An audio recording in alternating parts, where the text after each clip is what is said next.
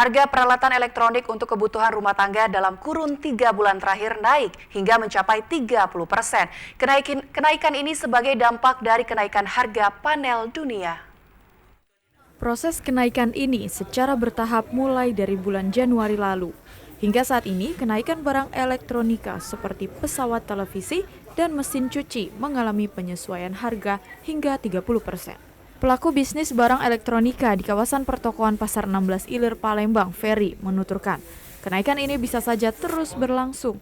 Ferry menegaskan bahwa barang elektronika sangat tergantung pada komponen ekspor, hingga fluktuasi harga tidak bisa dihindari.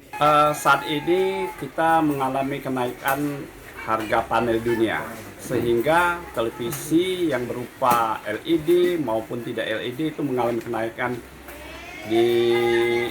dari luarnya masuk ke Indonesia. Berdampak mulai dari Februari lalu Maret hingga sekarang. Itu kenaikan cukup signifikan. Kebutuhan akan barang elektronika untuk rumah tangga seperti biasa akan meningkat menjelang Lebaran. Ferry bahkan memprediksi 10 hari menjelang Lebaran, toko-toko elektronika kebutuhan rumah tangga akan dipenuhi pembeli. Meskipun ada kekhawatiran karena pandemi, namun kebutuhan itu biasanya tetap meningkat. Tim Liputan TVRI Sumsel melaporkan.